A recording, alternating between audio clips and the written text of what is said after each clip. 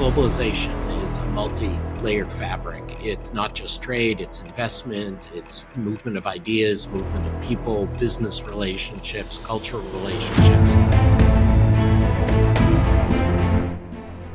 Part of the issue is we've moved from a unipolar to a multipolar world, and the institutions haven't adapted. It's a shift in how confrontational and short-sighted and self-dealing the U.S. is, and it's a shift to backing national champions in a very direct way. The U.S. basically has said it's going from being commissioner of baseball to being owner of one of the teams. And if you're owner of one of the teams, everybody benefits when you lose. We end up with a weak commissioner or no commissioner. Eventually, the U.S. has nobody to play with. You've written about the Chinese economy. Has it peaked?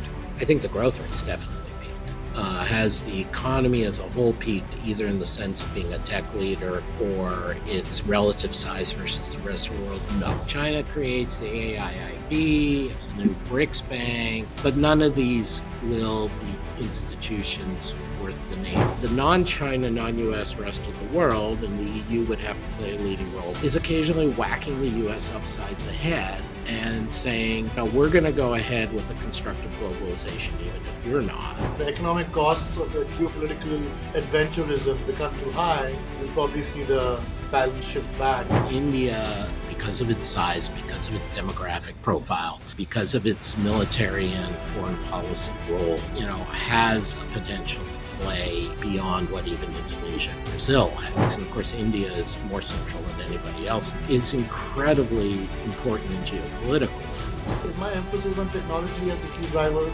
overstated? Your book is deservedly influential, and your title, of course, the title of the podcast, Great Tech Game, is apt. The emphasis on technology is right. In the end, the only source of long-going, sustainable productivity growth is technological progress and technological adoption of the new ideas.